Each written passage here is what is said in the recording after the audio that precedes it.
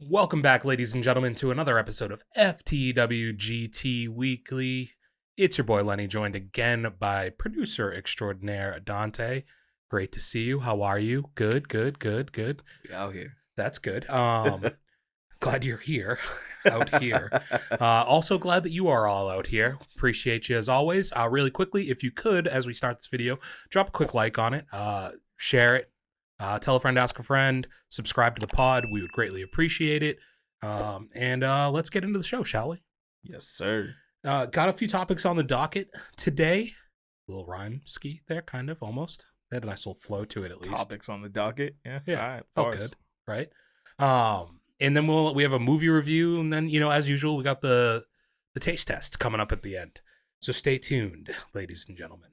But let's start with the news. Do you have a topic you'd prefer to start with, Dante? You want to start with the one I have pulled up here? Yeah, you want to start with Fast 10? Fast 11. Fast 10, Folie, Deux.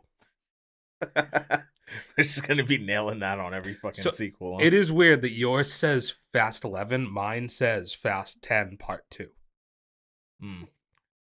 Which, imagine if you did a film series and it was like, the people can't figure out what it's named. It's just like Fast and the Furious Part 1, Fast and Furious 1 Part 1, Fast and Furious 1 Part 2, and you just create sub-trilogies off of each individual movie. I mean, honestly, yeah, it is numbered, so to say 10 Part 2 is kind of fucking wild. It's 10.2.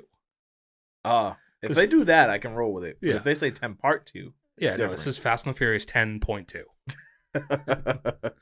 Well, it's kind of like how like The Lion King, like 1.5 wasn't the sequel. It was just kind of like what happened in between. After the second one? Yeah, it was just what happened in the middle. Just so hold on, let's run it back a little bit. Where were Timon and Pumbaa at? So interestingly enough, they came out with a report that they will be reducing the budget and going back to more of a throwback style. Do you have a little bit of more context there? Does it give you more information in the article you have? So, I mean, basically in line with what you said, like the last movie, Fast 10, had a $340 million budget, and now they're setting to not exceed $200 million on this one.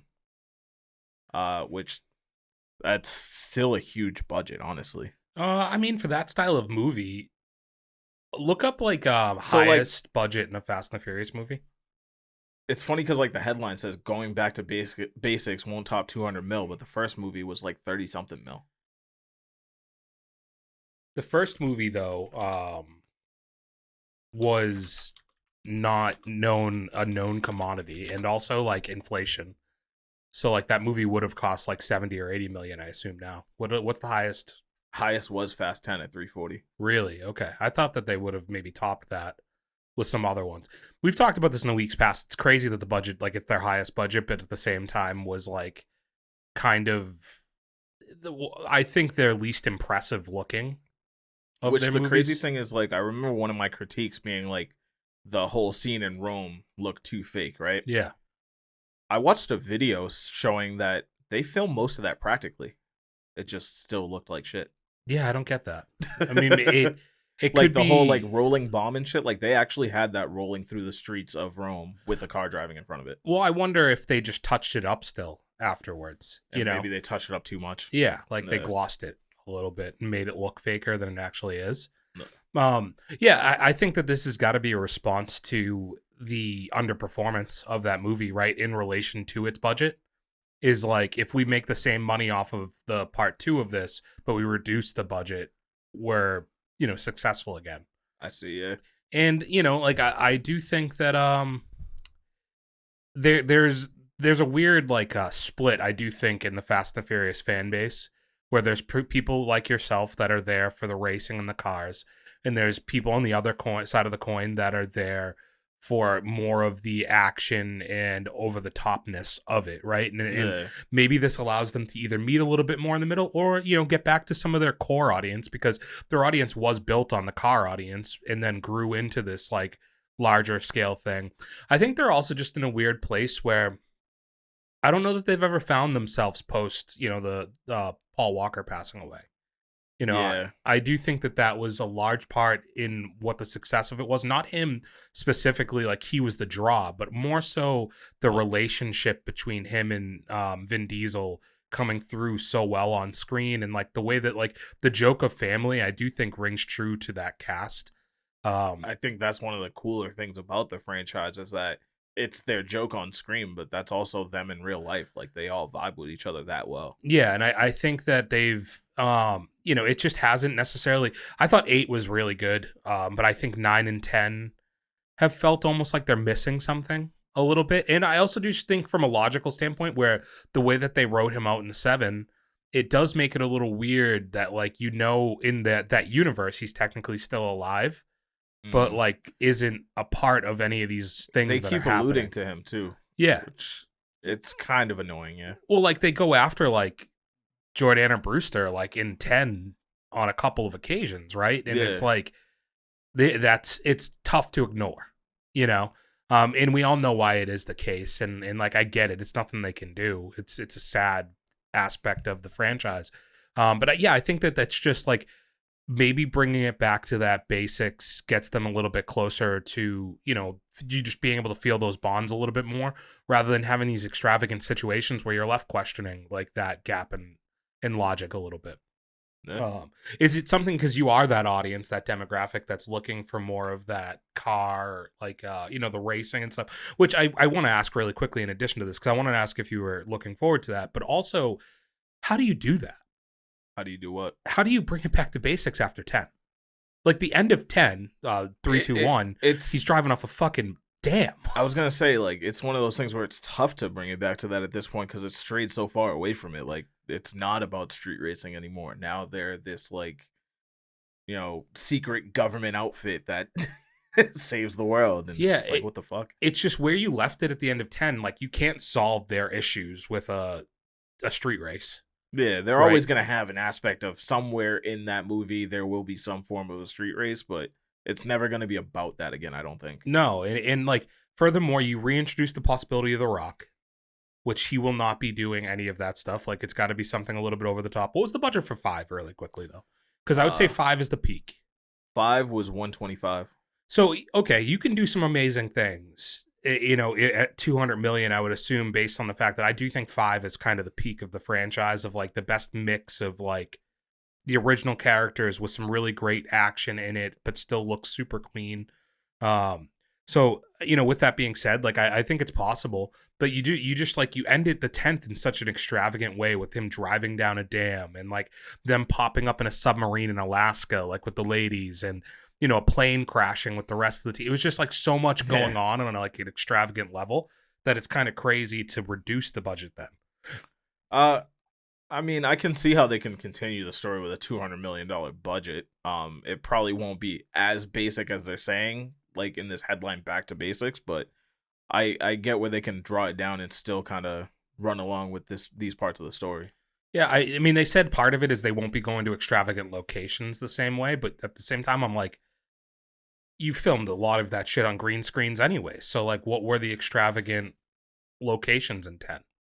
They didn't film in Alaska or That's true. Antarctica. You know They what I weren't mean? even Like, actually on a bridge. yeah, like that stuff's like not real. So that's where it's weird. Like, so like 5, they did film in Brazil for 5. Like, they did like film in the favelas and stuff in Brazil. So, like, I still think there's a world where you can film on locations. I honestly think it'd be cheaper if they'd filmed on more real location and don't Yeah. have to pay for all the CGI in the background. Just have a good script, have some good action, and make it work. I do think the other thing that takes away from it is one of the strengths that I thought Paul Walker brought to the franchise is I thought his hand-to-hand scenes were the best in the franchise. Through the 5th and 6th movies, I thought that was a real standout part, was he would have these really great action sequences where they were a little bit more like hand-to-hand combat. Yeah, And because now you have all these big jack dudes like Vin Diesel, The Rock, John Cena, yeah, that and it's not the same they're all thing. just like superhero fights. Yeah, exactly, right? Like, Yeah. whereas his felt a little bit more real and authentic, and they would go out of their way. Like Tony Jaa is in the 6th or the 7th one, the 7th one, I think. But you know, one of the scenes that stands out to me is in the 6th one. You have the scene in the you have a scene in the jail cell with him, or that might be in the fifth, and then you also have the Tyrese and Han fight in the train station in the sixth one. There's also the scene with Michelle Rodriguez and Gina Carano in the train station. That's like they like there was just in the 5, 6, and 7. They felt like there was this more like personalized fight scenes versus large scale. Well, because I think that was like Stunts. the height of their like conversion to like more of an action movie series than a car racing series. Yeah, I think you're right. Like that was where it was starting to blend more, and then through 8, 9, and 10 is where it just got a lot more exaggerated and more less superhero-ish. real. Yeah. And I think that's going with the times of what people were going to the movie theaters for as well. So I think some of that makes sense. But yeah, I think some of the standout stuff in 5, 6, and 7 are these really like smaller size scale like fight sequences that they were able to put together. You know, Ronda Rousey fighting Michelle Rodriguez in the seventh one. For that matter, in the 10th one, of them. Yeah. In the 10th one, like the scene with Charlize Theron and Michelle Rodriguez is a standout and one of the better aspects of that movie. In the black site, right? Yeah, like Yeah, so. I think if you bring it back to that a little bit more and do more in the cars, but without doing all this like, you know, souping up these cars to go into space and like all this other shit, you know? I think they got to focus less on trying to defy physics is probably the biggest thing. Yeah, right. So like you can still use the cars and race through the city and do some really cool shit. And then have more of those like raw fight scenes, because like the fight scene in 5 between Vin Diesel and The Rock is incredible. Like it feels hard hitting. You get a lot of really great action. They're throwing you through each other through walls and stuff like that. But it felt more real than what you've gotten from a lot of their stuff since. So, yeah, I think that reducing the budget and maybe getting it back to basics isn't the right terminology for what it needs to be, because I think that in makes you think more of the first or second movie. And I think if they had changed the headline to Back to Reality, that would make more sense. Yeah, but then I think they'd have to nod into the fact that they haven't been in reality for a long time. And I just don't think they can do that. Fair. You know? Yeah, I think it's interesting. We're still a long way out from it. You know, this is obviously early stages and those things can change.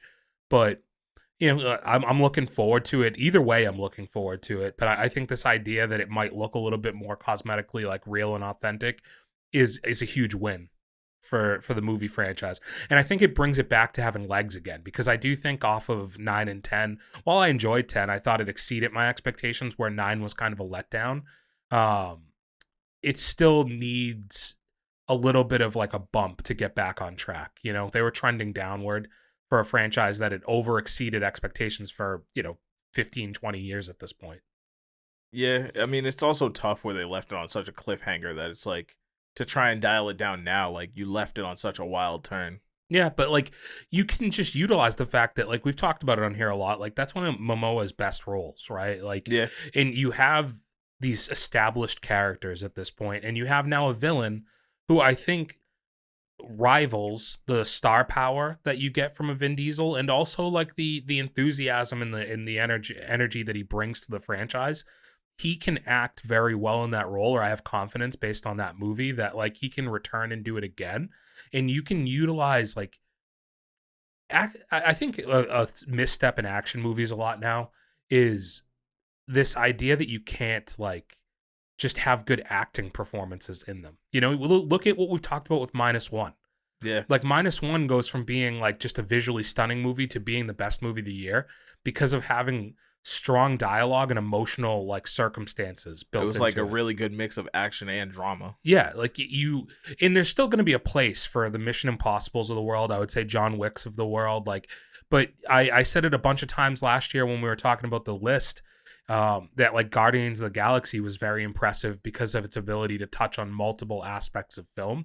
And if you can find a way to do that, because there is humor in the Fast and Furious franchise, there is good action, and we talked about it, the chemistry and the family aspect is what kind of put it into, the next stratosphere. I think in a lot of ways it wasn't that over the top action. So if you can get back to those core values and build a story that has a better payoff to it with emotional stakes, I think it'll mean a lot more. I do go back to something I've talked about a lot on here too, is like, maybe it's time that you lose one of the characters. And I mean like truly lose them, because things like Han's deaths, things like his wife's death, I can't remember her name. Yeah, Giselle, thank you. Like those moments, it sucks that they've been undone, but at the time you did them had real stakes for what the franchise was, and I think it made stuff feel more real going forward. When you've undone them a lot through 9 and 10, it takes away from those stakes too much. Like, that definitely happens in a lot of movies a little too much, but I get why they bring them back in this franchise specifically. Again, we talked about like the family values between the cast and shit, and I just think none of them really want to walk away from the franchise, and that's why they end up writing them back in. Yeah, yeah, and it just, that's true. I'm sure behind the scenes and on screen to have these moments of them, because like that is one thing with part 2. Like you haven't seen the return of Giselle yet. You don't know. You see her come back, but like you don't know, who knows if like Han knew that she was still alive. Yeah. You know, you don't know if it's been like this long-standing mystery. Even the way that they brought back Letty in 4, where she had lost her memory. Yeah. Well, I guess 4 and no, in 6. She dies in 4, comes back in 6.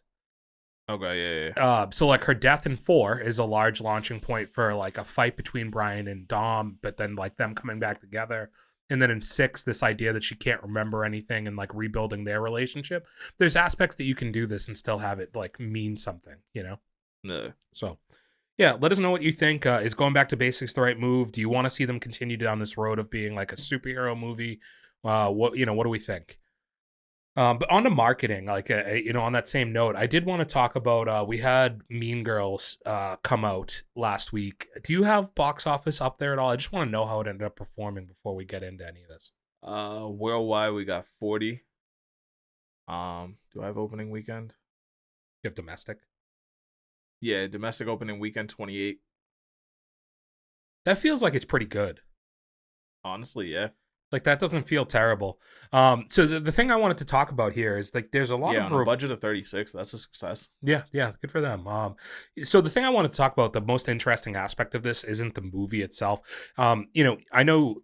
So I actually had intended on possibly seeing it yesterday, and I just kind of was like, it was going to be a 10 o'clock showing, and to be honest, it's not a movie that I'm like super looking forward to. So I didn't feel like going to a 10 o'clock showing and not getting out till after midnight. So I just didn't go and do it. Weirdly, cinema was completely empty when I looked at tickets. I was like, also, is it weird if I'm like the only person in a Mean Girls movie? We'll get back to that. But what I wanted to talk about is the promotional tactic that they took with Mean Girls. There's a report that's coming out basically that Paramount intentionally marketed Mean Girls in a way to not let people know that it was a musical. And they stated to start off by saying a musical, you have the potential for audiences to turn off from that. Is there more to that quote? Just because I have the headline, but it just continues on to say, I want everyone to be equally excited. So do you think that's disingenuous? Yes. Like, it's a little shitty, and I have another stat to go along with it. So they did a survey, and it says that 75% of the audience knew that Mean Girls was a musical before buying the tickets, while 16 left the theater disappointed by the genre. So you intentionally misled people to get them into the theater and buy your tickets, to spend money on your product, because you knew that they wouldn't spend the money if you told them the truth. That's like kind of shady dealings. Yeah. And I think that hurts your long-term box office like longevity too. Like I'd be interested in the drop-off that we're going to see in weeks 2 and 3 for this movie because of the fact that like you didn't tell people the truth about it. Like what if you have a strong product, why lie about it? Yeah. We're coming off of like something like Wonka, for instance, which obviously has like a lot more lore to it. Don't get me wrong, but like just comparatively, we knew there was going to be music in Wonka, right? We knew it was more of a musical. It's been pretty fucking successful at this point in the theater. It just crossed $500 million. It's doing well. It's going to end up getting a sequel. There are plenty of musicals that have performed, and I understand that there's a section of people that aren't going to see it. But to be completely honest, what is the core demographic that's going to Mean Girls without knowing it's a musical? It's not me and you, right? No. We're not their demographic. It's primarily going to be the female demographic, and I'm sure it's the age ranges of 14 to 40, say, right? Do you think that's fair? Because you Yeah, like a probably, mix of like the target audience and then like the nostalgia audience. yeah, the ones that saw the original and then the ones that are growing into it now, Yeah. right? Um, I don't see where you being honest about the product takes away from that core demographic. I think there's a different way to look at it, right? Like if we're going off the fact that like this is a remake, right? Mm-hmm. So let's take a remake of this movie that was largely loved 20 years ago that wasn't a musical by any means and be like, hey, we remade it, but by the way, it's a musical now. Yeah, I think that honestly is a selling point, right? Because one of the things we were questioning in the past couple weeks is like, my question at least was like, I didn't feel like it needed to be remade. I didn't know what you could grow on from the original way that the movie was produced and made, because for all intents and purposes, I don't want to call it perfect or anything like that, but I find it hard to believe that you could have made a better version of that movie than what we got. Yeah. And I think it stood out pretty well over the 20 years since its release, that I don't think it was really necessary to redo it. But to your point, the way you say, okay, the difference in vision in this one is the original was just a comedy about like a coming of age thing for girls like moving to a new Yeah, town it and was just a dealing with the teen popular comedy. girls, right? Like this time we're going to go at that angle, but we're going to approach it from a musical perspective. And who's to say you don't draw in more people? Because what if the music's fucking good? I haven't really seen too much of a trailer from this, so I I don't haven't know. seen any clips of the music aspect of it, so That's a problem, yeah. right? Like that seems very weird to me. And that again just goes back to intentionally misleading your audience. It is a weird thing, because also like if you don't know that and the movie starts and all of a sudden people are fucking singing at you, it's like, the fuck did I sign up for now? And especially if the songs suck, I think you're going to leave with an even more negative reaction. And I do think you had the Rotten Tomatoes up there. It's an interesting case of one of those few times where the Rotten Tomatoes score is higher than the audience score. Yeah. And I think that goes back to the audience feeling lied to. Honey dicked. Yeah, exactly.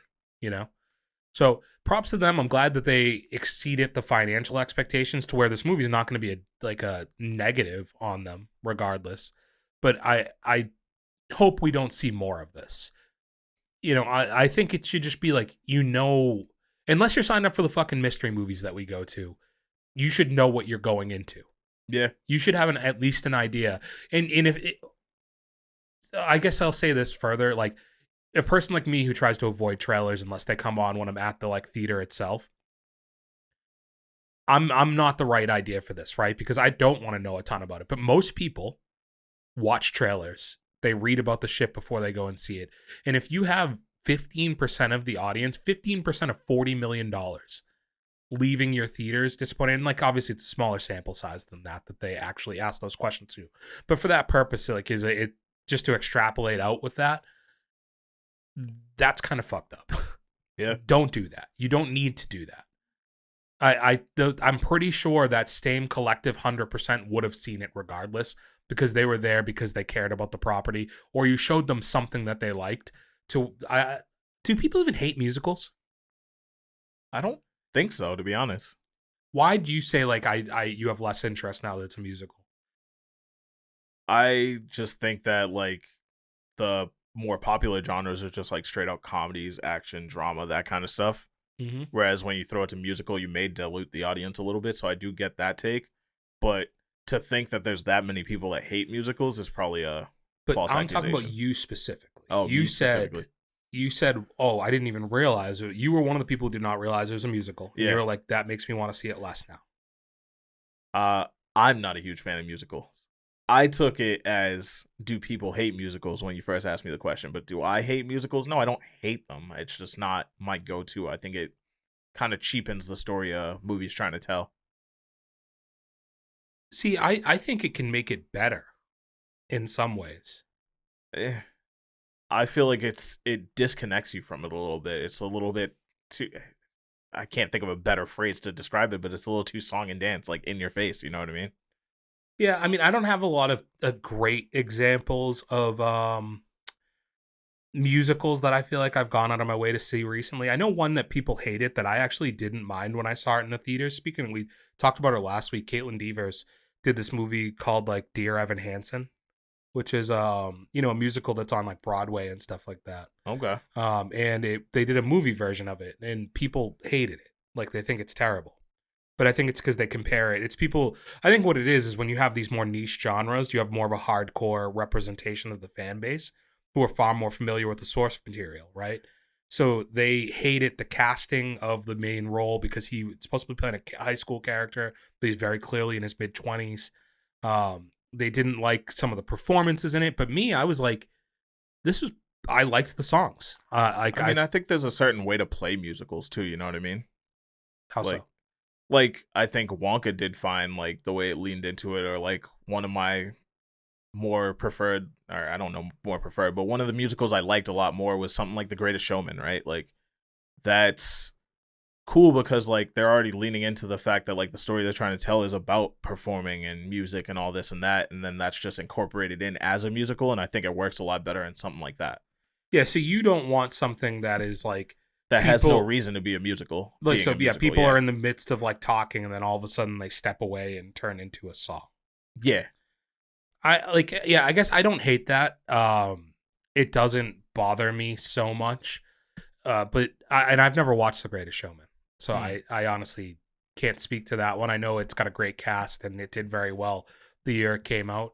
Um I liked Rent back in the day. Okay, I've never seen that. I think Rent I has know what some it is, but I yeah. think Rent has some bangers in it, and that one's not like it's kind of like that like situational song thing where it's like all of a sudden they start singing, you know. I like every once in a while when TV shows would integrate in like the one musical episode into there. Didn't Scrubs do that? Probably. I feel like all those sitcom shows have like if they go long enough, they automatically have to have one musical episode in it. Okay. Yeah, but like I'd like to hear what people's thoughts are out there. You know, if do you dislike that the disingenuous marketing of it, the knowingly disingenuous marketing of it? Like it's more the intentional idea to not tell people it's a musical that bothers me. I think there's a way that they could have done it to be a little bit more strategic about like, yeah, we kind of let you know it was a musical. Like you didn't hear that song that they like, you know, like even if it was like a brief little thing in one of the trailers that like it was a little bit more ambiguous. I would give them some credit, but to like openly come out and be like, yeah, we didn't tell you because we thought you wouldn't spend your money if we told you is the problem. You know what's crazy thinking back on it now? Like the trailer does start out with them singing. Yeah. They're singing like Regina George. I think they're just singing her name, but like they're all doing like musical style poses and shit. And I probably should have picked up on that, I guess. Yeah. See, okay. Like that. This is where maybe I should have watched the trailer before I talked about this because just going, it's so that's even weirder to me that they wouldn't mention that in defending themselves. Yeah. Like, well, we did have them sing for 10 seconds in the trailer. You didn't clue into like that was going to be part of our movie, Yeah. you know? I think I'm still going to see it. It may be, it's going to have to be something that's just, I have the time one day. I actually have some like time off coming up and I might just have nothing to do on a random day. And I think I might go and check it out. Yeah, I mean, I've been getting a lot of early shifts at work recently, so like I've been like checking movie times before I leave and seeing if there's anything I want to see. Yeah. Yeah. Like being able to catch like a 4:30, 5 o'clock. Yeah, be just out by something like 7. on my Yeah. way home, and then I get to beat the traffic, so to speak. Yeah. Yeah, that's what I think. Like, I honestly had thought about seeing it today, but the first showing wasn't until 3 p.m. Mm. And I just didn't want to do like get out at 5:30, knowing that we had to record. If it was one at noon, I think I probably would have saw it today. Okay, so I had one more small piece of news, more on a personal note, something I talk about here a lot. Not personal in terms of like my own news, um, but like a movie that's more personal to me. I don't know how much people actually care about it out there. Yeah, personal news was a wild way to intro it. Like, yeah, I Lenny suppose. has bunions. Yeah, yeah. Bunions, dude? I don't even know what that is. I don't know either, actually. Something like with your feet, right? Yeah, I think so. I have enough problems with my feet. So, you know, I've talked about like the controversy with the Scream franchise quite a bit over the past couple months. And there was a quick little article that came out this week about Neve Campbell, who left the franchise because she didn't feel as though she was being fairly compensated. And since then, you know, their two main leads, female leads, have left. and they've also lost their director. So they're in a spot where like, what are they going to do? Do they shelve the entire franchise? I don't think they want to do that. It's kind of had a resurgence in the past couple movies. People seem to like it a lot right now, or have at least enjoyed these past couple movies as a return to form. And the old thing you could always do is go back to the original. I think Nev was always an option for them, and she basically said like, I would be open to coming back. And I think what that translates to is pay me a fucking bag and make it something that is decent, because I actually saw it, like Steve was talking about this the other day when he was talking about Top Gun 3 getting made. And he's not really looking forward to it because he was saying that like he appreciated with Top Gun Maverick that they had waited so long in between it, and part of the reason why was like advancements in technology, but also finding the right script and the right reason to come back with another movie. And the fear is if you're coming back this quickly with the third, that you're coming back for the wrong reasons. You're coming back because the studio is willing to throw a ton of money at it, and you might not look at the quality of film to match up with that standard that you kind of set with the nostalgia value of the first one and then the quality of the second one kind of saving movie theaters, as people have put that label on it, right? And I think I look at this the same way that I looked at the Tom Cruise thing, where I do truly believe that he cares about the quality of the product that he puts out. And he does take it quite seriously, being that he is like the biggest, movie star, like old school action star that we have left. So I have some faith that he wouldn't come back with a shit script for this. I don't think he'd be lazy about it, nor do I think he has the reason to, in all honesty. The guy doesn't really miss that much anymore. And I would just go to the same thing of saying that, like, Neve Campbell is a person who I think is very prideful, and she's left things throughout her whole career when it hasn't aligned with her personal values. And I think because of that, I have this trust to the standard of her that, like, she would not come back and do a bad Scream movie. The only one that she did that was bad was the third one. And when you look, she barely is in it because she was doing other stuff at the time. And they basically decided to make it without her because the studio wanted the money. And so she filled in for a decent amount of the role, and she's still the main lead in it, but like very hardly involved. Other than that, anything that she has touched in this franchise has been quality, has been very good in my eyes. So she left in the sixth one when she felt like she wasn't getting respected the appropriate way, and was like, I don't need this because I'm far enough into my career that I don't need to do this if it's not going to meet up with what I want. So I do think financials are important to her, but I also think she's not going to do it with a shit script. So if they can write something good that gives her a reason to come back, the problem is you've sowed the seeds to tie into the originals a bit with some of the characters that you've now lost. So I don't know how you then tie back into the original character other than to say that somebody else is just nostalgia killing and following her around. But there's still a world that you can make that work. And at the core, like those movies are a whodunit / good slasher movie. So like there's always going to be a way that you can make those work. And I think with her at the helm and bringing back, I'm sure, Courtney Cox, that I would have faith that it would go well. So I just thought it was interesting that there's this idea that she could come back and that she is at least open to hearing conversations about it if it's a good idea and if they're willing to pay her what she thinks she is worth for the movie. Interesting take. Yeah. So let's get into our movie review. So we are up to, or at least I am now up to 3 movies for the year. 3 weeks in, 3 movies. All right. I'm blowing past 40. I'm going 52 this year. I'm kidding. There's going to be a lull at some point in here, but there's going to be like a month period where there's just nothing we want to watch. Yeah, I'll figure something out in there. Like I said, I think I'm going to open myself up to more genres this year. We got to look at those artisan films too, you know what I mean? I feel like some of those could be good if we give them a chance. I just I'm not a huge fan of like dry movies is the problem. Like kind of like just boring like dialogue drama-y movies. Like there's times where I've enjoyed them, but I do think that's more of something I like to watch at home.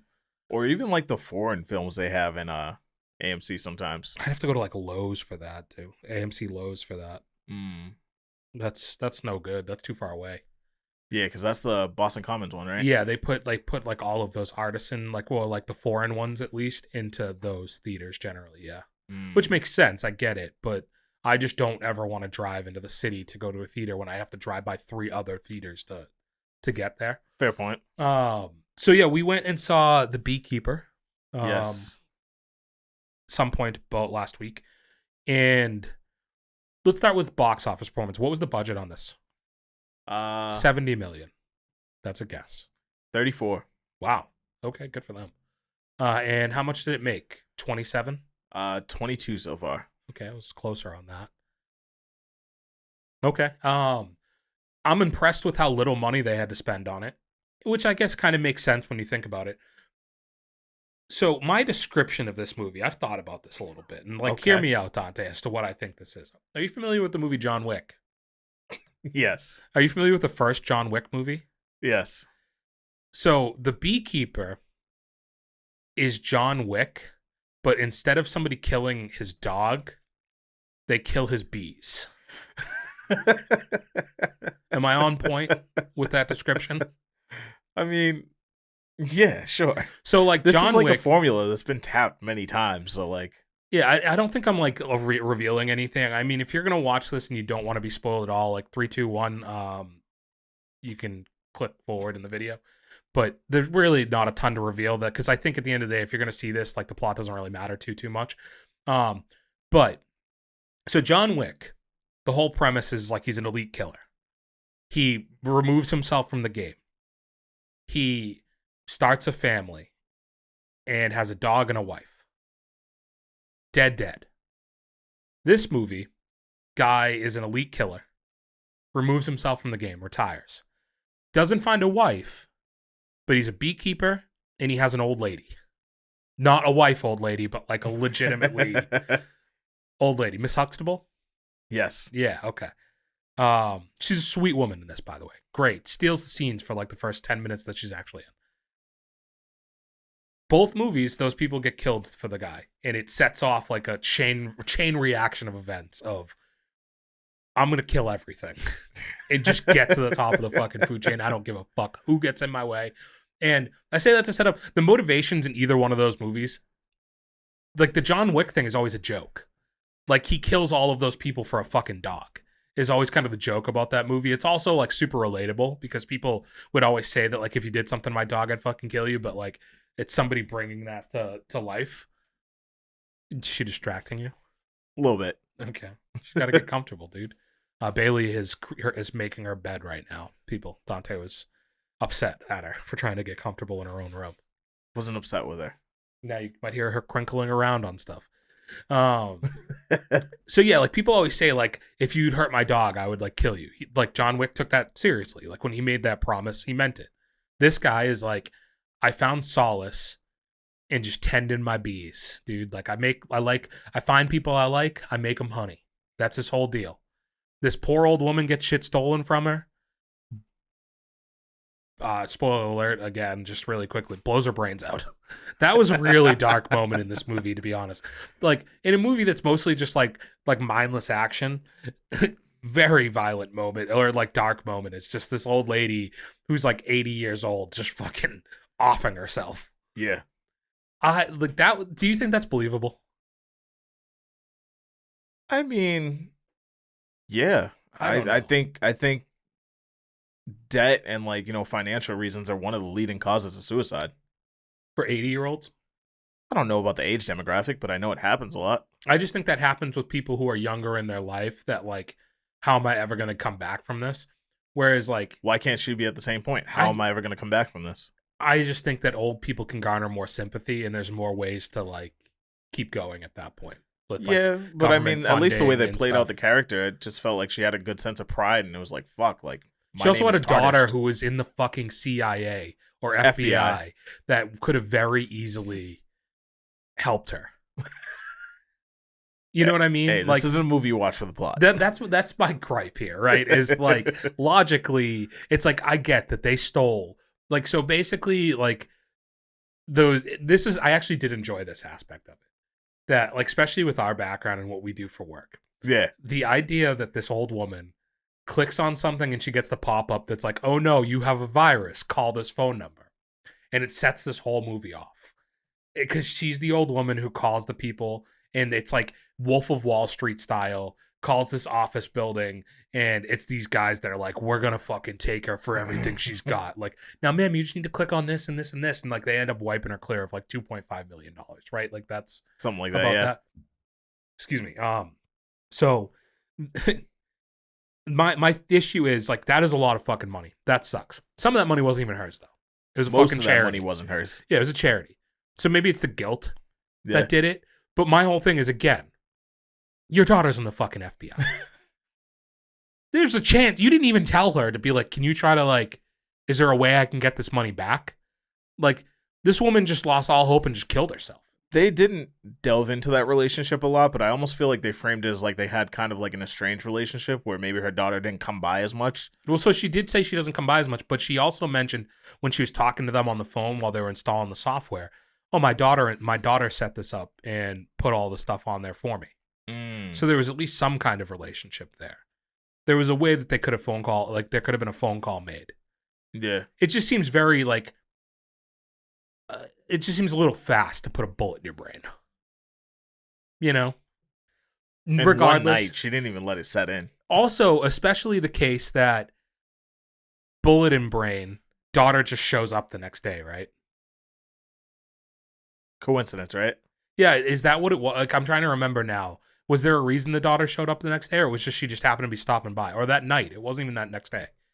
It was that night. Yeah, it was that night. I think she had happened to be stopping by. Yeah, that is quite the coincidence. Because she then thought, Statham, yeah. the Beekeeper.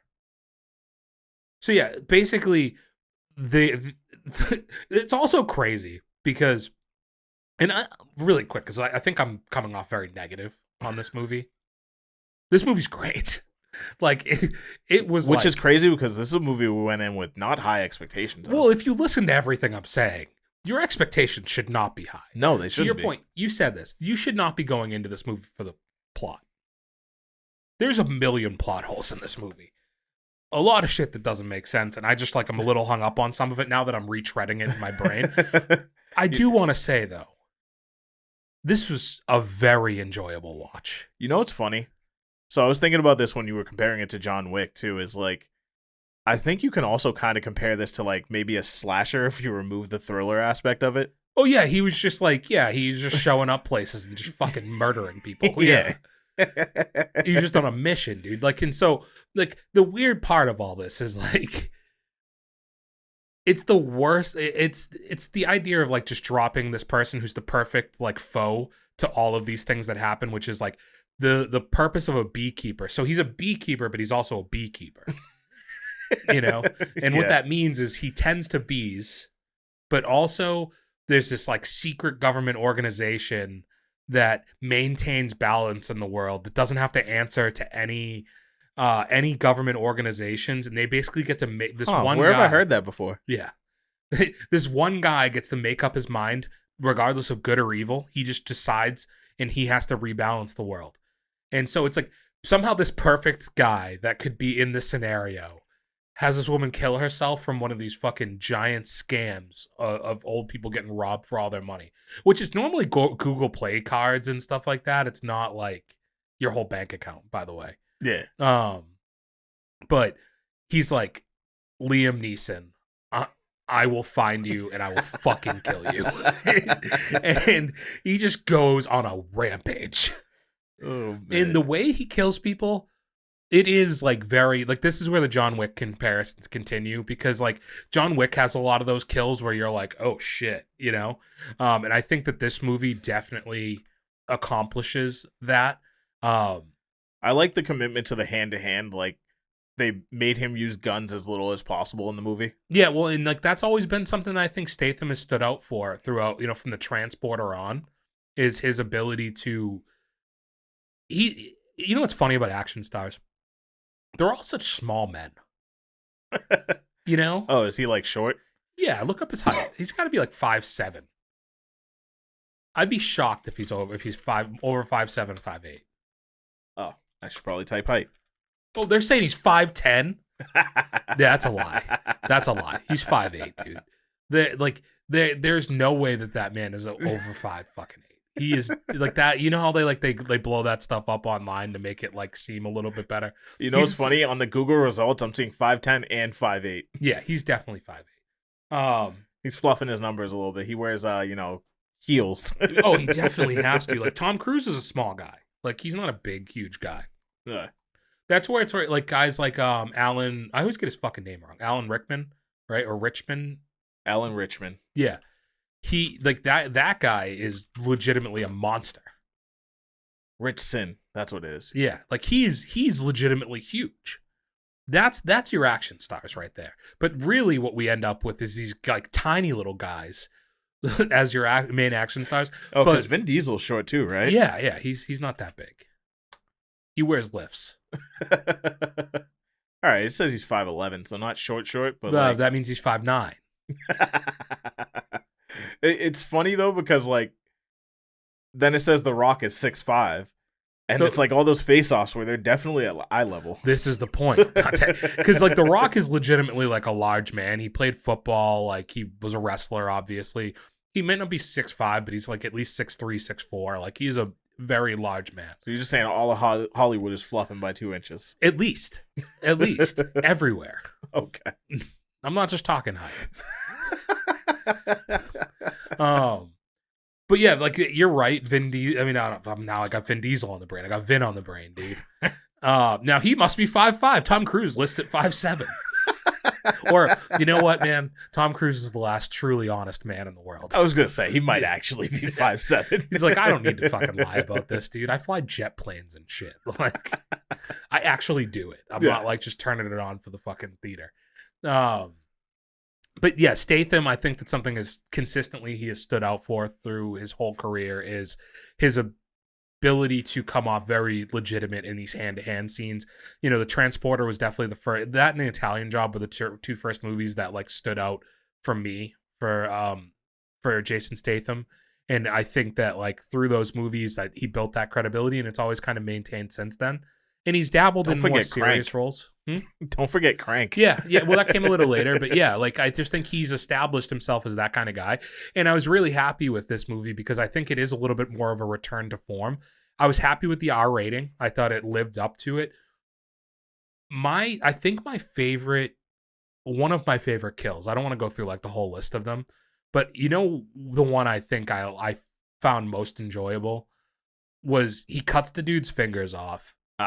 Okay. And then follows him to a bridge, waits till the bridge opens up, like has to like let a boat through, and just ties the guy with a seatbelt to his car. It was a ratchet strap. Sure, dude. All right, what the fuck? All right, sure. What did he? Okay, since we want to just get all fucking technical on me with shit, what did he do in the engine? So basically, like when you hit the throttle, it's tied to a lever which opens your intake, which allows air to the fuel, and engine goes vroom. Okay. He locked that lever back so that it was stayed revving, and then just threw it in drive. Got it. So yeah, he basically does all of what Dante just said, super scientifically, and it's fun when it's something that you could actually do, like with those older vehicles. So he basically just ties the guy to the car, puts the car in drive, and then yeets him off the bridge. And I'm not doing it justice for visually how funny it looks. Like, because up to this point, like, you know, I think when we went into it, I knew I was signing up for an action movie, but I thought I was going to be signing up for more of like an espionage action movie, because the trailer I don't think really shows the setup of the theft or anything. I feel like the trailer will like kind of lets you know like there's this hidden organization of I was gonna say the trailer definitely just alludes more to like retired assassin, hitman, whatever comes back into life, but it doesn't really give you too much of the action, I don't think. Yeah, so like once you know why he's doing it, and then you see how he's like like the very first thing he does is like he signs in, and he finds where the people are that stole the money from the old woman, like very early in the movie. Signs in on the log. Like they never show what he signed. I assume it burns down at the end of all. Yeah. But like he signs in, which is a hysterical thing. And he's like, "You should tell everybody to leave." The woman's like, "Excuse me?" And he's like, "I'm gonna burn this whole fucking place to the ground." Sociopath. Like, I am going to kill everybody in here if you don't tell them to leave. Yeah. And then he just walks in and starts pouring gasoline on people. Like, it's just, it starts in such a funny way that I was not expecting it. And then it's just an adrenaline rush for a majority of the movie. I think 2 hours is a good length. It maybe could have been shaved down about 15 minutes somewhere in there. But I'm okay with like the runtime I thought was good. Anything, I've always said it on here. Like, basically, I'm at this point now with movies that anything under 2 hours is a win Yeah, for I a mean, movie. basically, there's no point of the movie where it felt like filler or it was dragging. If anything, we got an extra 15 minutes of action, with which I'm cool with. Yeah, I just think maybe some of the action could have like some of the last action scene, like the last set of action scene, there are like act rather. Yeah. They could have. There was a little bit too much of the mindless John Wick. Like John Wick definitely suffers from this more in the later movies, I think too, where it just feels like the scene goes on with him just shooting people in the same way over and over again. Yeah. So like that staircase felt like it never ended. Yeah. You know what I mean? Like he might as well have been going to the 10th floor. Yeah, like it was one floor's worth of stairs, and this man he must have shot 15 people. They just like never-ending dummies. Yeah, kept coming. But then he had a really good fight scene with that guy with the metal leg or whatever. Oh yeah. So it culminates in some like it has these like really fun flows. I thought the cast was pretty good in it too, surprisingly. Josh Hutcherson is your number one bad guy, but then you also have, why am I not pulling his name right now? Filibuster for me, Dante. I just need you to talk, so because you won't find this fast enough for me. Oh, I won't. No. I got IMDb up already. Me too. Jeremy Irons. That's what I was gonna say. For. Yeah, like you have Jeremy Irons just kind of like in like a whatever role, which is kind of great. And not whatever, like he's actually very good in the part that he's in. I was gonna say it was a good supporting role. Yeah, like it's just I was like so surprised to see him in that supporting role. I was not anticipating him. I honestly wasn't sure he was still alive, if I'm being completely honest.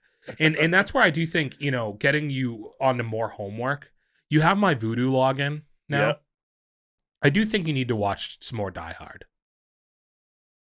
Okay. And I mostly say, like I told you in the movie, like Die Hard 3, now that you've seen Die Hard 1, I think will be like a good movie for you to watch.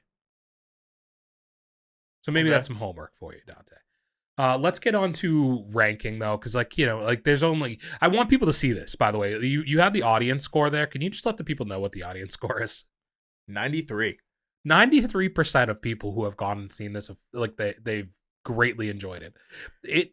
93% of people went there and said, fuck you, Rotten Tomatoes. What do you know? Yeah, and honestly, the Rotten Tomatoes score isn't that bad.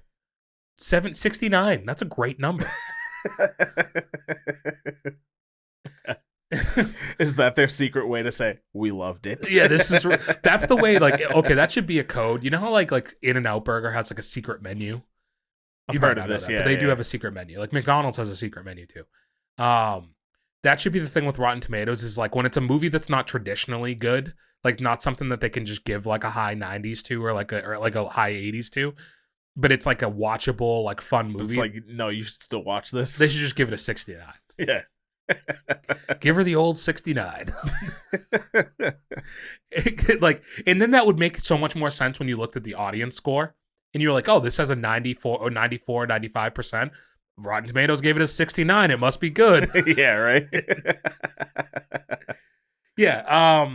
Regardless, like I'm not saying this is like the get out to the movie theater and see it movie. If you are a movie theater goer like we are, I highly advise you to check it out. If you are just an action movie enthusiast.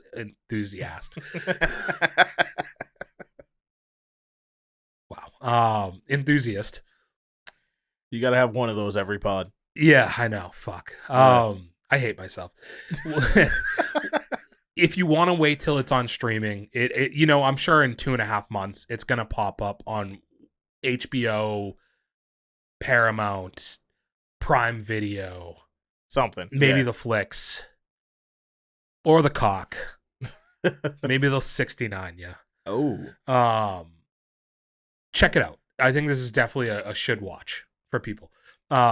So much so that it's against stiff competition, 69. I have it at number 1 on my movies here to date. Yeah. Fun fact. Yeah. I ranked it 3.5 stars. I think I did too. Oh, okay. I I ranked Origin 4 stars. So I put them both at 3.5, I believe, if I remember correctly. Okay. So, like, here's the thing. I do think Origin, to me, is going to stay at 3.5. I do think there's a world where further into the year, this movie probably goes down a little bit for me. What I was going to say is I ranked Origin at 4 stars. I ranked this at 3.5 stars. Because I do think Origin is a better movie, but in terms of enjoyability, I still put this above Origin on the list. Yeah, so that's kind of where I came from. I actually was struggling. I kind of said that to you when we were leaving the theater, and I struggled with this a little bit because I do tend to agree that like the messaging and everything with Origin cannot go without saying. It is an overall more impactful, better acted movie, but it's not necessarily what I go to the movie theater for. And a lot of what the movie theater rankings list is the movie theater experience. I do think it has to be somewhere in the thought process of what I'm ranking on there. Not the be all end all, but I do think it has to be put into thought or perspective when I'm doing it. So yeah, I think for right now, Beekeeper is up there. I do think it's going to end up in front of Origin, similar to yours, but I could see as I start to even out the list, as I add more movies to it, that instead of leaving Beekeeper at 3.5, I might end up knocking it down to 3 at some point. Yeah. Just comparatively as other stuff comes out. I never said this last week, but I have Night Swimming at 2 stars. So yeah. Cool. So nothing else on this. Let's maybe, without further ado, we introduce you to the taste test. The test of taste. Do you have it? Do you have it? Oh my god. Guts. Or actually, can we do that? What? The guts thing, but say taste. Oh god. Okay. Do you have it? Do you have it? Taste. I kind of like that. I might be able to make that work. Can you have we just have a little? You just have to have a little soundboard drop. Yeah. I might be able to make some. I think I like that. Cool. if we need to like get into the booth and maybe do some like layering on the audio. Oh shit. Okay. You want to get in the stew with the headphones and the mic? Like... Yeah. Yeah. Turn my music up. Turn it up in my headphones. Up some One more time. A little bit louder. Up some more. Yeah. So the taste test. It seems like you wanted to mention something there. Do you have something to say? I also saw Night Swim. Okay, that's right. You didn't tell me that, but I assumed it based on what you're saying. 2 stars. I also have it at 2 stars. Okay. You've never seen Amityville Horror before, right? No, I haven't, but it's funny because without knowing your take, the person I went to see it also compared it to Amityville Horror. Did you also say it's like an evil wishing well? Yeah. So you could see where I couldn't really explain it when you and Tom were like questioning me on the movie because you were like, does it all take place in a swimming pool and everything? And it's like, no, it's really the 3, 2, 1. Everything this fucking show is 3, 2, 1 at this point. Yeah. No, but the swimming pool follows you. You don't have to stay in the swimming pool. That motherfucker will just follow you. Yeah. You know? Yeah. What'd you think overall? Like, what are some of your thoughts? Overall, I think like any Blumhouse movie, they take an interesting concept and then they just don't really go far enough with it or dive too deep into it and they oversimplify. And I just think it was not really that great a movie, but sure, it was a fun watch, I guess. Yeah, I think I didn't leave like overly enthused about it. I was like, okay, like the acting performances were fine. The concept I didn't love, but whatever. You know, it's not my genre of horror either, so I could see a world where there's people who do enjoy that. You can't swim, so I could see that kind of fucking with you a little bit. Shut the fuck up. I thought the dad was especially good in the role. The mother and father roles were both portrayed very well in the movie. What'd you think of the wishing well concept? Like I said, it was an interesting concept. I just don't think they really fleshed it out as well as they could have. Yeah. And I think, part of that would be in a world where they get a sequel that they could do more with this, but they're not going to get a sequel. No. So I don't think it made enough money. And like, in a way, they kind of closed off the the like door to a sequel because at the end of the movie They again filled the 3, pool, 2, 1, yeah. but like they fill the pool. But I think it'd be funny if you found out like the neighbors had a pool. Well, yeah, because like the water's still there. Yeah, it's just under the ground. Like that's the whole premise is that originally there was a lake there, and the lake had like some evil spirit shit going on in it. And then they built houses on top of where they drained that lake and built houses on top of it, and that water keeps seeping up into the pool. And basically, like whatever your heart's desire, like no, I don't know if it's your heart's desire, but like It's basically you make a wish and then it claims a sacrifice to make your wish come true. yeah, it preys on it preys on whatever your weakness is right then. So it's for him. He has what was his? He has MS. MS. Yeah. Okay. He has MS and he can't play baseball anymore. And he was a MLB player, and he wants to get back and give it one more go. And it basically gives him this ability, but it also turns him into a fucking murderer. And like slowly, I think one of the better scenes in the movie. Now that we can kind of talk about it, what do you think of the scene when they had the party at the house? Oh, you talking about like when He's playing the chicken fight? Yeah. I thought that was one of the better scenes in the movie. Yeah.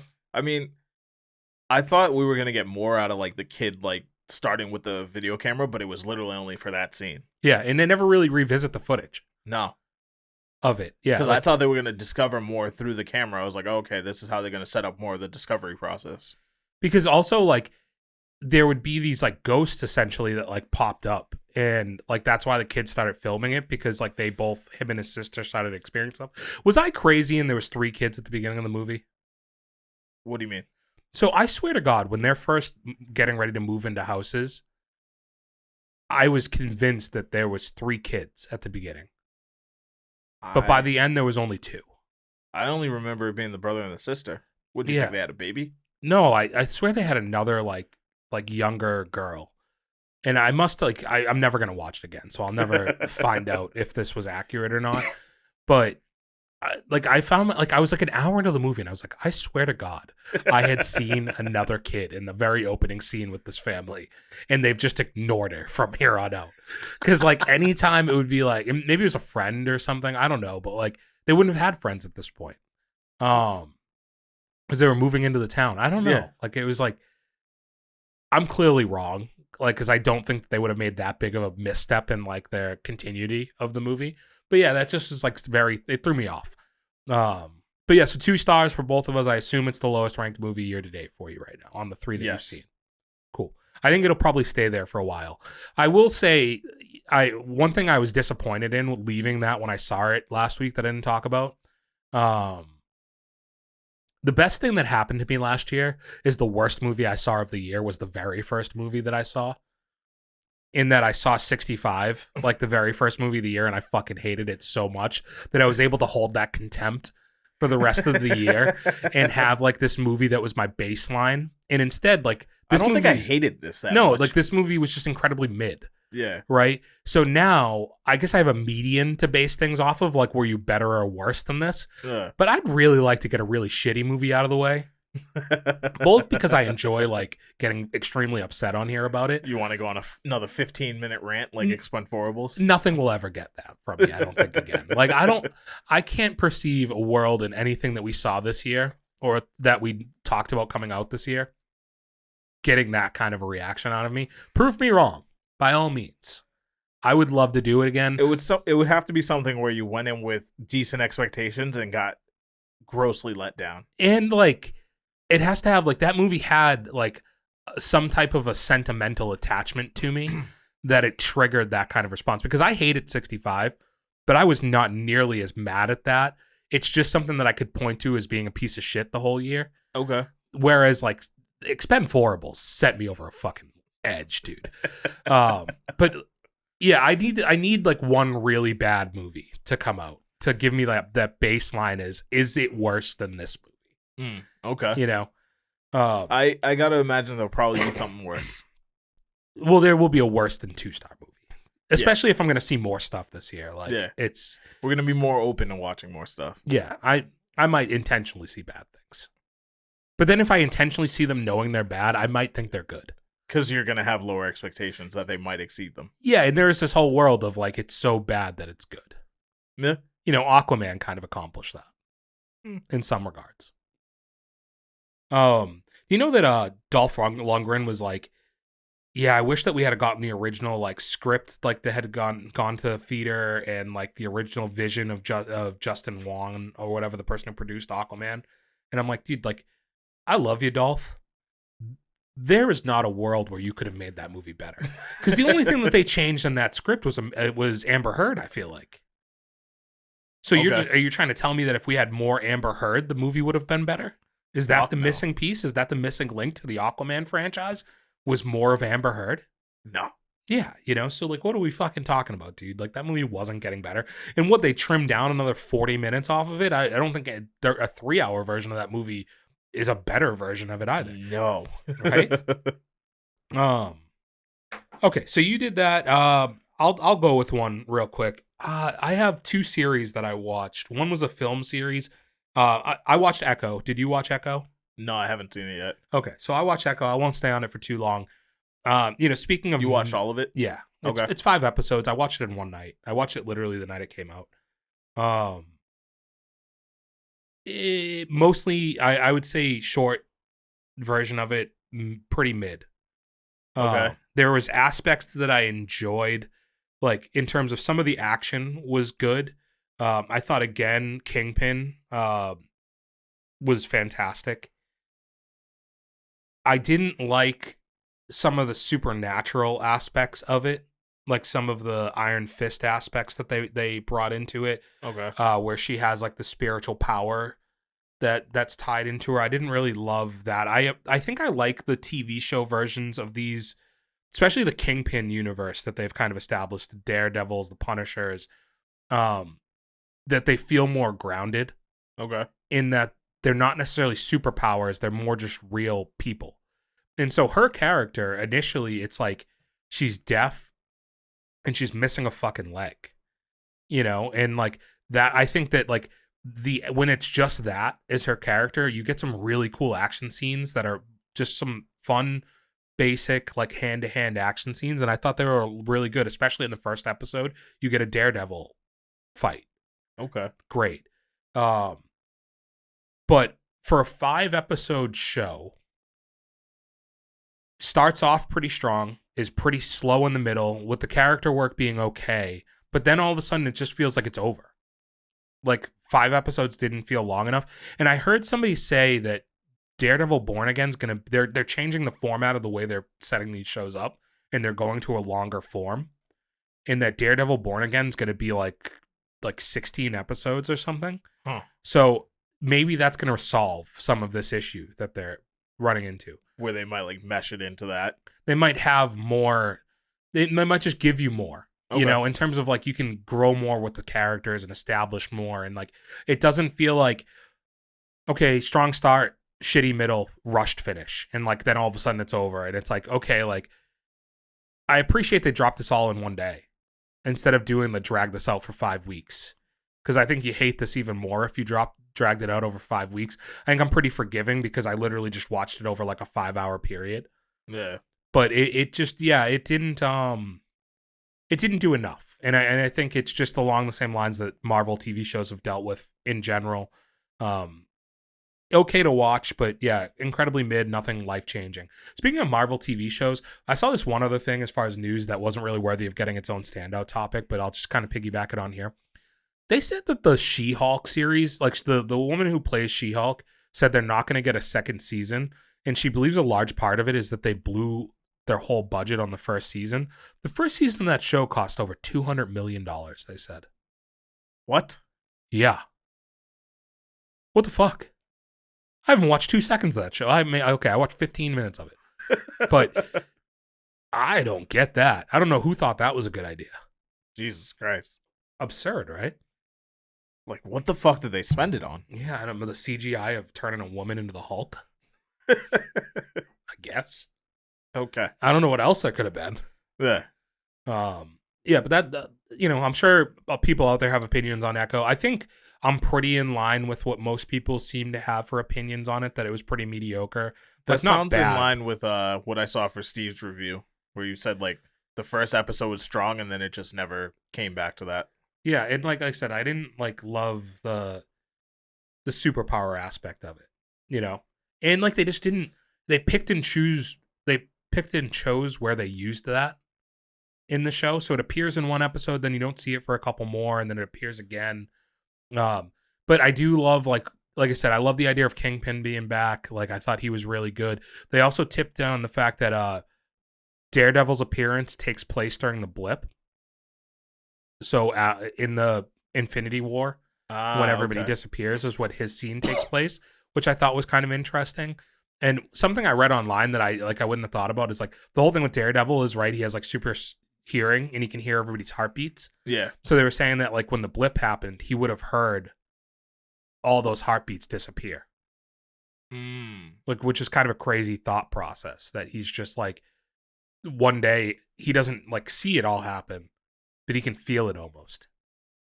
I thought that was kind of cool. Interesting take, yeah. What's up for you? What's next? Anything else? I also went to the movies yesterday after work.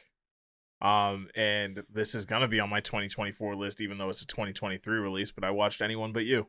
Oh, you did see it? Yeah. Thoughts? I liked it a lot, actually. Fun movie, right? Yeah.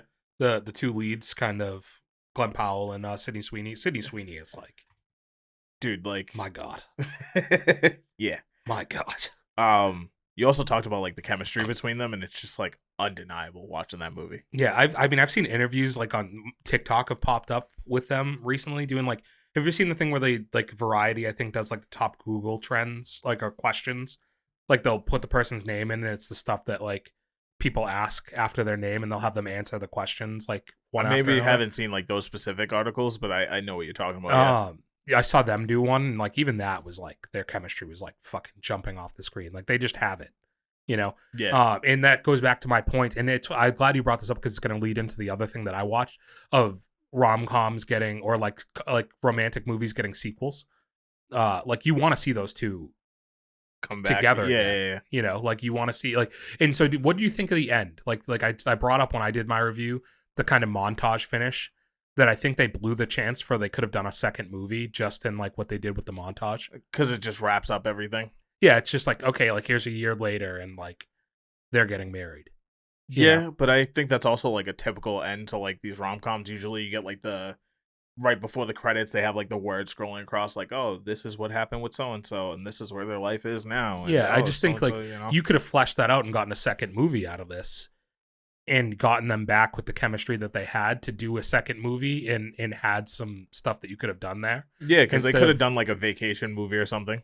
Yeah, like I just think they kind of wrapped the bow on it a little too quickly. But so you have that on your rankings because you saw it in the theaters this year. That's fine. Yeah. Where'd you put it? 3 stars, and it's currently my number 3. Okay, so Beekeeper, Origin, that, Night Swim. Yes. Okay, fair. I think 3 stars is that's where I had it, right? So I don't know where you had it, but I'm pretty sure I had it at 3 stars. Okay. And it's like it was my favorite rom-com of the year. Yeah, no, it was really good. Year. Like, I mean, like great on like the romance side of it, and then also some really fun comedy. Yeah, I thought it was legitimately funny. Yeah. Another thing I thought when I was watching it too is, are we getting more like Boston-based Hollywood shit? Well, in general, for the past like 5 to 10 years, I think we've become more of a hotbed for that. They use the Weymouth airfield for a lot of movies that they film. Okay, because I know they did like Mark Wahlberg's The Patriot over there or whatever, right? The Patriots a million years ago. Then not The Patriot. What was the one he did about the Boston bombing? Patriots Day. Patriots Day. That's what it was. The Patriot is Mel Gibson. Not the same Whoops. movie. They do a lot in the Weymouth airfield for filming because it's just like a large open space, and like I think like Massachusetts is one of those places that gives you tax breaks for doing films here, like kickback for doing films here. But even like Free Guy was filmed like heavily in Boston. Okay. Didn't know that actually. Yeah, it's very much filmed in Boston. But yeah, like Boston is definitely one of your premier hubs now for movies, That's especially sick. like city-based movies. I think they do a lot here. Yeah. Anything else on it? I mean, no reason to really beat it up. No, it was a good movie. So I mentioned I watched another film series. It was a there's this film series on Netflix. It's 5 movies. It's the After series. I had watched the first movie a long time ago, and it's like a romantic drama. Okay. Definitely not a comedy. And so it's 5 movies long. They just released the final movie in the 5 movies like a week ago. So I just binged over a 2-day period all 5 movies. It was a disappointment. I'll start there, right? Like my whole theory of like these movies should get sequels. It had like this opportunity to do, I think, some really great things, because my whole premise with like the ability to do multiple movies in a romantic franchise is this idea that like you can do real character building, and if you have great scripts, I think you can really make this stuff work, because you can grow to care about the characters, you can grow to care about their relationships, and you can see them travel through a lot more ups and downs to get to their final like culmination, you know? And to be honest, like I think my biggest gripe with the entire franchise is there's not a lot of growth from some of your main characters until like the 5th movie. So you get like 4 hour-and-a-half movies where it's almost frustrating to a point, because like the male lead like character just doesn't grow. Like he's just a dick through a majority of it and doesn't come off as likable. And there's these moments where you just think it's like a very simple concept for him to be open to these other ideas, and he just can't do it. There are aspects I enjoyed about it. Like it's very over the top at points, and it's like got like soap opera-esque things. It's like finding out like his father isn't his real father, like by like movie 3, and like having to deal with that.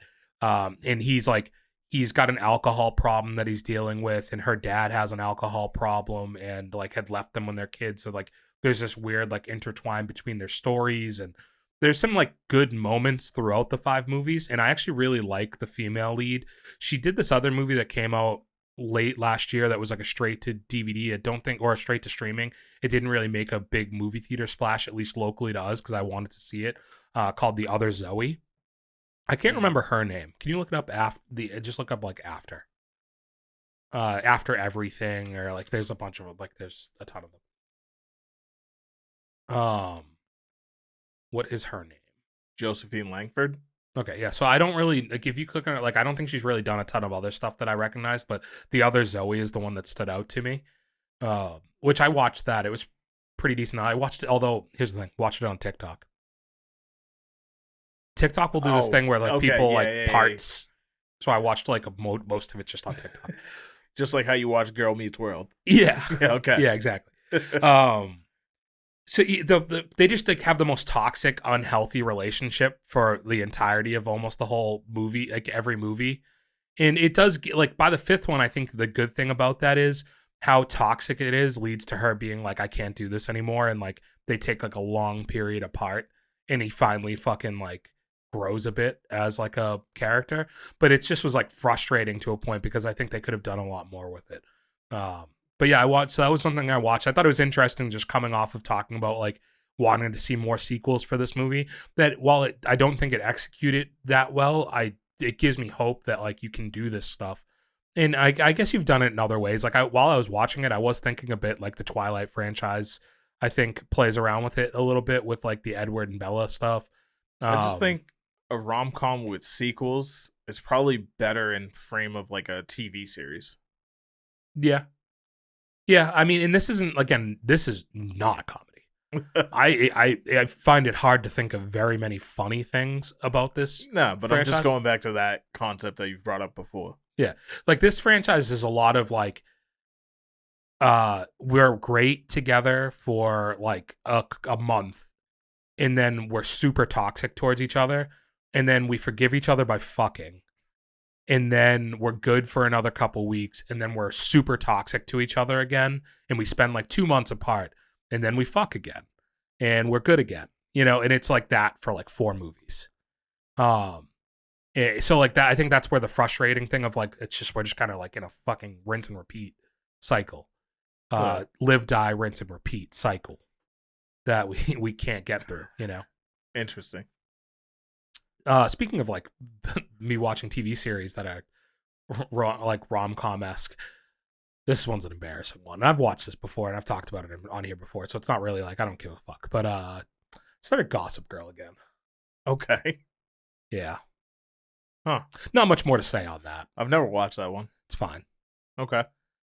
I'm like 6 episodes in. I'm like, this is fun. I don't like that I know where everything's going, but this is fun.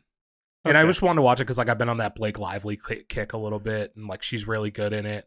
Leighton Meester, I really like. Penn Badgley, Chase Crawford. They had a great cast for what it was. Sebastian Stan is in the first season. I need to put faces to some of these names. Sebastian Stan is Winter Soldier. Okay. You also have like I think in season 2 like Army Hammer is in it. But yeah, they have a really solid cast in the show. Was there anything else? The only other thing I wanted to really talk about, 2 other things really quick while we've gone. I thought I could keep us under an hour. We're gonna go an hour and a half. The Ones Who Live trailer just came out for the Rick and Michonne TV series for The Walking Dead. And from a person who has watched every single episode of everything Walking Dead up to this point, holy shit. Pumped. I came. Legitimately, I came. Multiple times. I've been calming.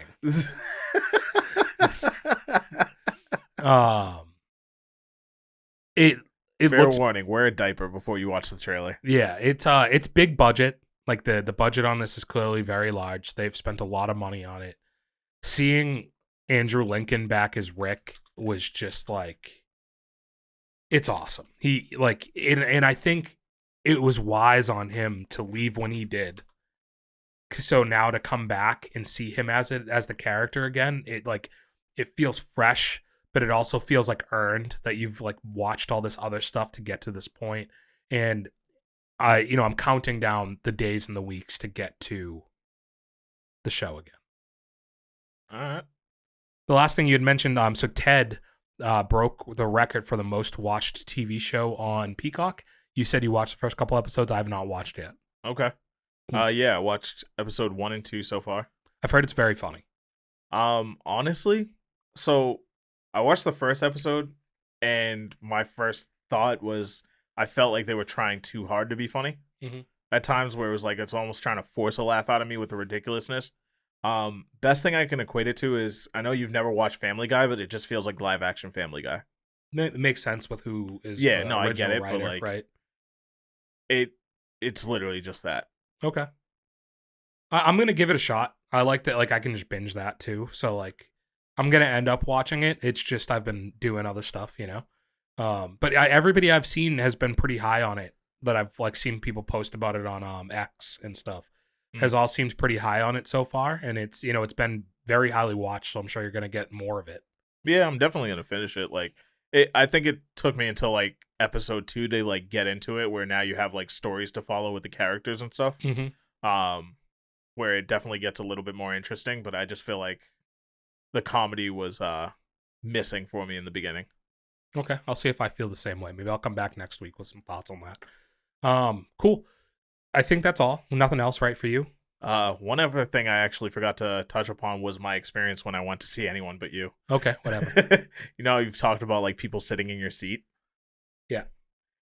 Yesterday, I go to walk into the theater and my hands are full and there's a couple walking in front of me and the door's already closed.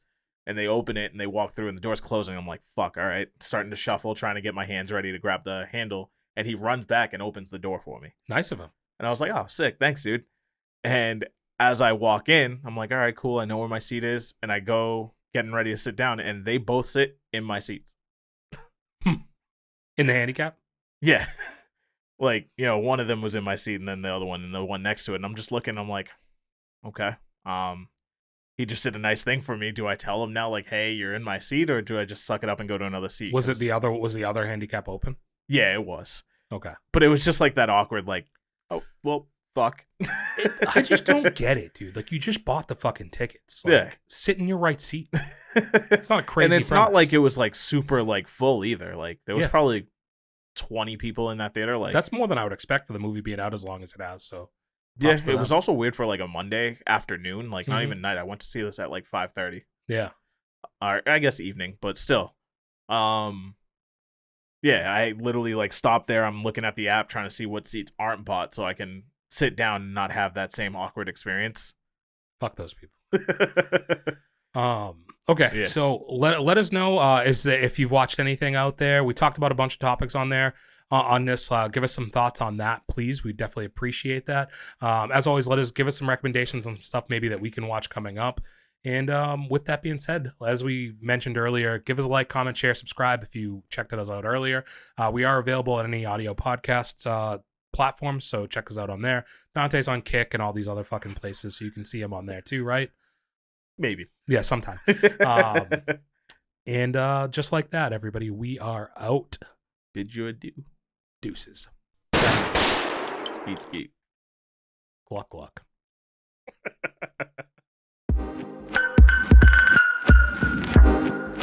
For those with good taste.